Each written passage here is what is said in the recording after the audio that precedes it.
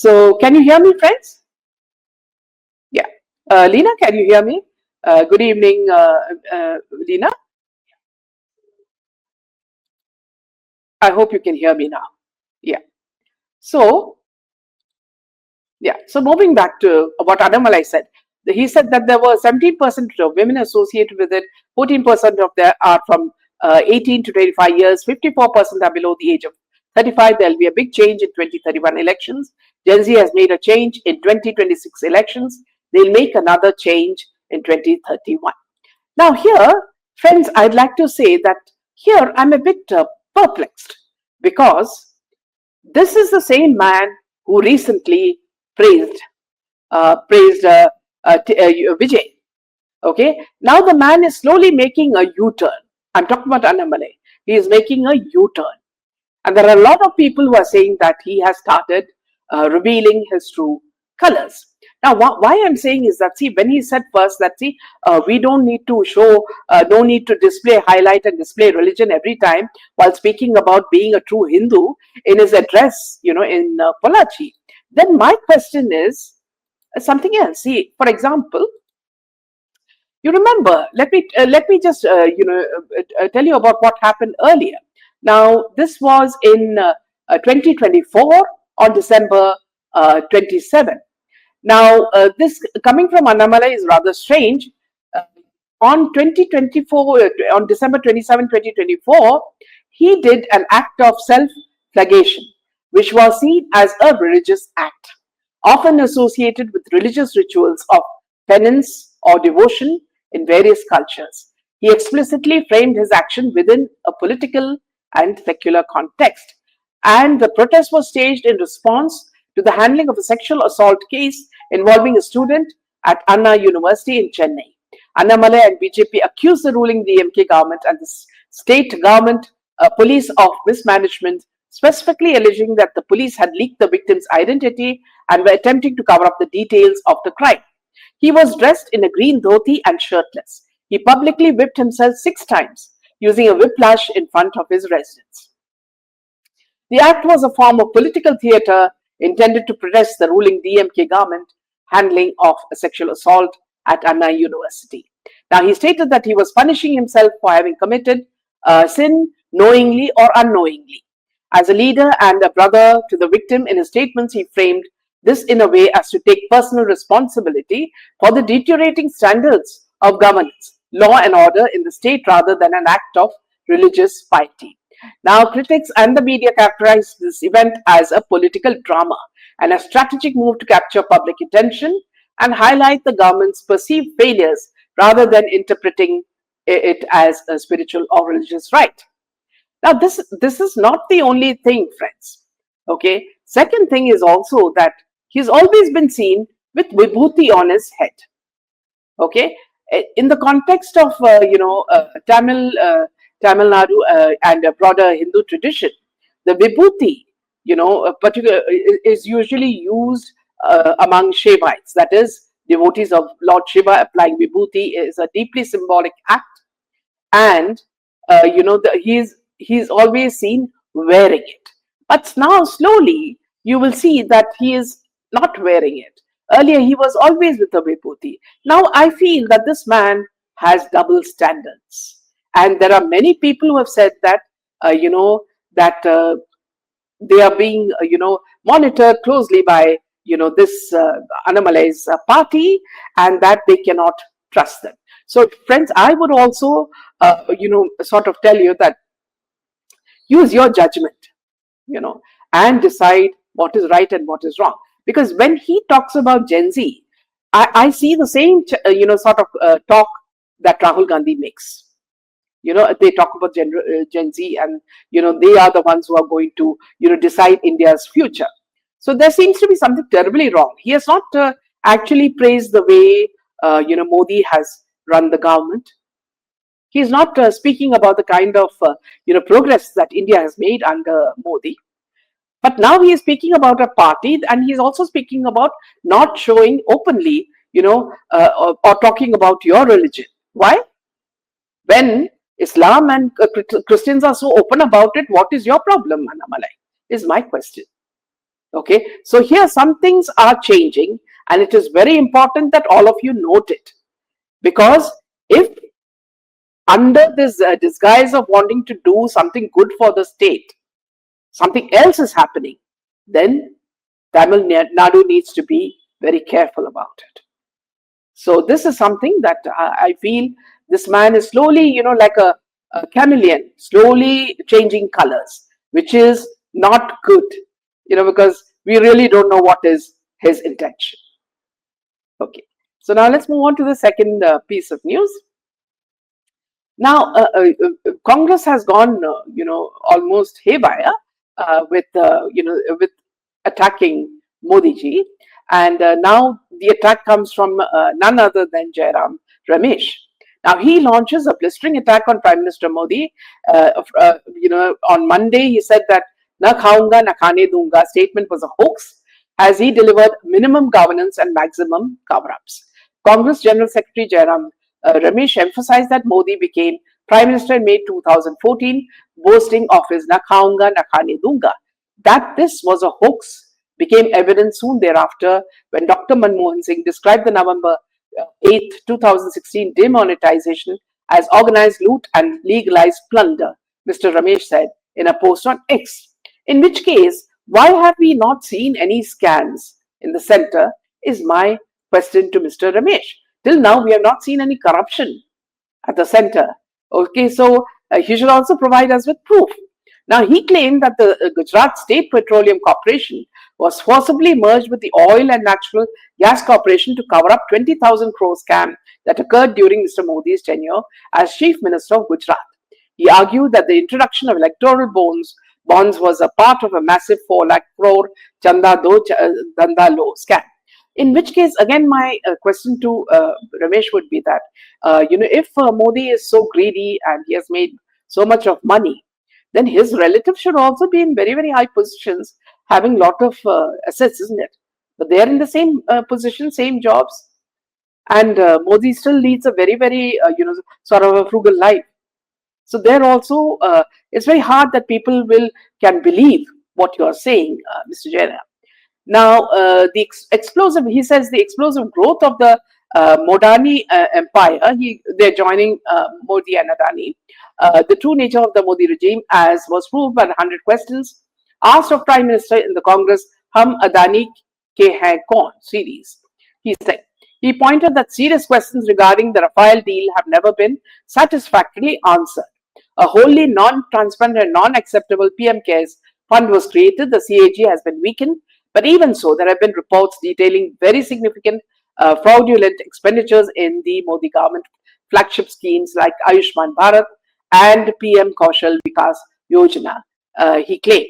In recent weeks, further evidence of the hollowness of the Nakhane Dunga bombast has emerged. The massive Chanda Chori Asta Dhoka at the Ram Mandir in Ayodhya, executed by members of the RSS BJP ecosystem, has shocked the nation's conscience. Now, here again, I would ask Jairam Ramesh that if the BJP government was guilty, then they would not ask for a complete investigation, right? And if the people were caught and people were arrested, what do you say of that? Would Congress have done it in their regime? Certainly not. When they are finding out who the culprits are, whoever it is, whether it is from BJP or any other party, they are going to give them a sentence, isn't it? So why are you questioning that? And furthermore, if you have proof of all this, why don't you bring it forth? Just simply making allegations without anybody, returning, explanations for this, it's just like, everything that Congress does, sort of, scream and then scram. So that sort of thing, people are not going to accept. So let me just take a few comments coming in. Now, I think he felt instead of being like a replica of what all religious parties like Muslim League or other Christian society does, he wanted to reach out to large public, as he doesn't want to be just part of some community or social group. I think he wanted to try Vijay and see him in method of reaching out to common public beyond this community centric. Please give him some time. Please don't judge fast and destroy his image. Let's give him time. If what you're saying about him is true, he will fall like rest. but please give him a chance. Let's wait for his political party to start and its ideology. Now, my answer to you, Senbag, Mr. Senbag, is that returning back to what we were, talking about Annamalai. See, I am no one. I'm just a media. When you say give him a chance, I'm just stating facts. Okay. Somewhere, the dots don't match. The man who came out with Vibhuti, the man who, did this self-flagellation and was always seen with Vibhuti everywhere. He was protecting Sabrimala, when he went to Kerala. So when Annamalai has been doing all this, suddenly to say that, we should not be, showing our, religion, not wear it on our sleeve. Well, that's totally, sort of a hypocrisy, isn't it? Why shouldn't Sanatana Dharma shine? That is the first thing. Okay. Second thing is, why is he supporting Vijay? Okay. Everybody knows how Vijay came to power. And when Vijay is talking about eradication of drugs, the very industry that is spreading and promoting this allegedly is the film industry. So the Tamil film industry has to be checked, isn't it? So why is he just running around with the youngsters and telling them that you stop taking drugs or don't promote drugs? So it's all somewhere this is all not gelling. And when he talks about Gen Z, particularly this age, 13 to 14 or 15 to 16, what does he mean? Okay, Indians are Indians.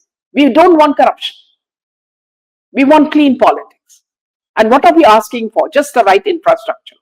Okay, just to be given justice. People are very simple. They just want simple needs. Now, why are you just segregating and saying that only Gen Z is going to take India forward? So this is something I really find rather strange because, see, Modi. Now, Modi has taken India forward. Look at his age. He's in his 70s. And he's traveling all over the world and he doesn't take even a single holiday. So that does it mean that only Gen Z can do it? No. Yes, he is also promoting the youngsters to contribute to the society. But he doesn't speak like Annamalai. So there is something that is a little amiss here. So that's why I'm talking about it. And of course, viewers, you are open to, to take what is correct. We are not imposing anything, but I am now seeing there are some things that are, proving to be double standards. And now I'm not able to believe everything that he says. Okay. And the second thing is when he tweets in Tamil. Now in India, if everybody, you want everybody to understand, either you're speaking, in English, because that's a common thing where you tweet. Now there seems to be something very, very wrong here. And I'm saying this very, very frankly. And it's up to you whether to, take my words seriously or not. Okay. So now let's move on to the next piece of news.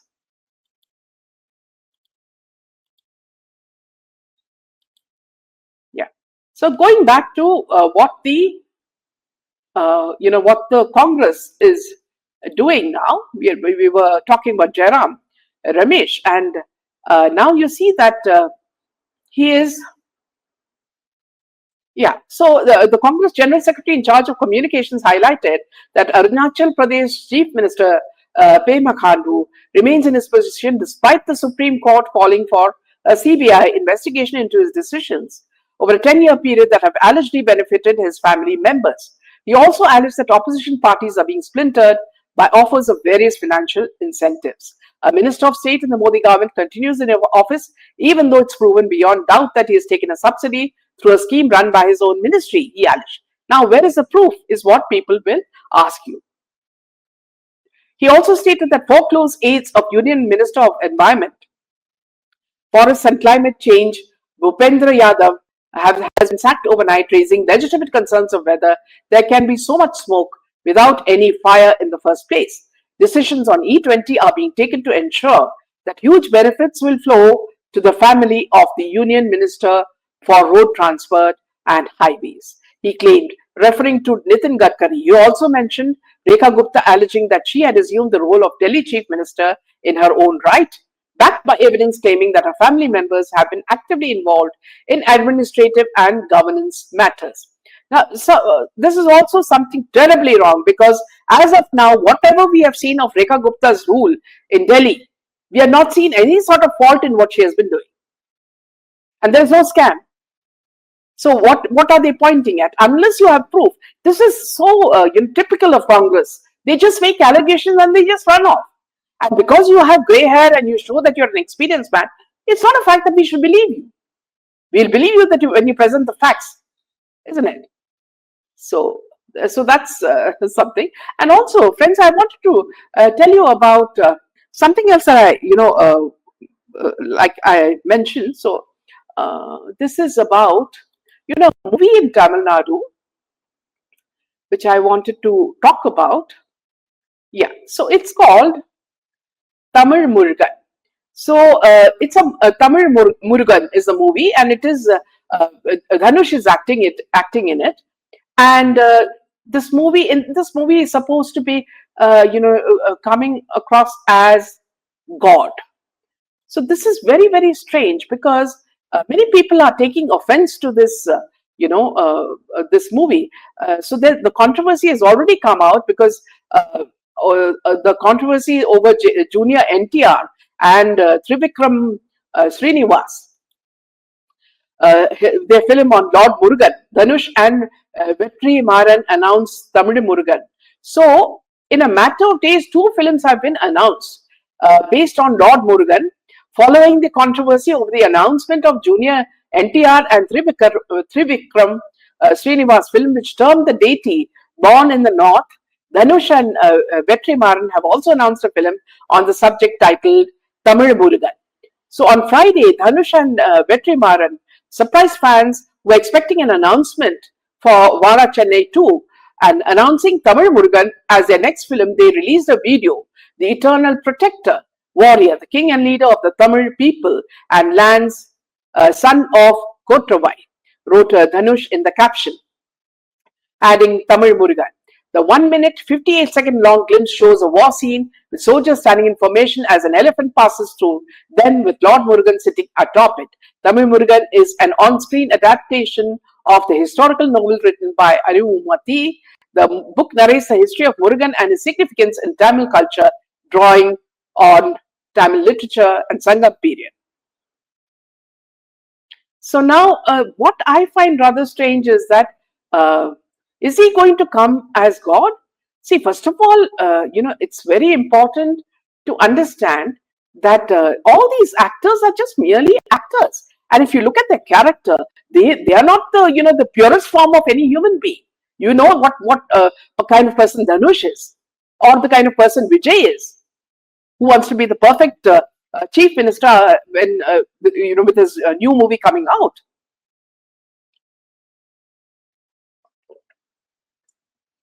So I feel that these people are doing the wrong thing by projecting themselves as God.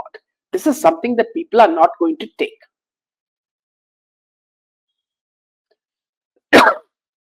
So Dhanashree says, wow, criminals who are accused of crime are getting privileges. Shraddha Walker case, her father died as he waited for justice. Aftab is getting bail. And look at the subject that he is doing his thesis on. So these are all, the judiciary has to be under scrutiny, 100%. If something very, very wrong is happening, these 2 cases should be highlighted to all. Terrible is all I can say. So with this, we end this session.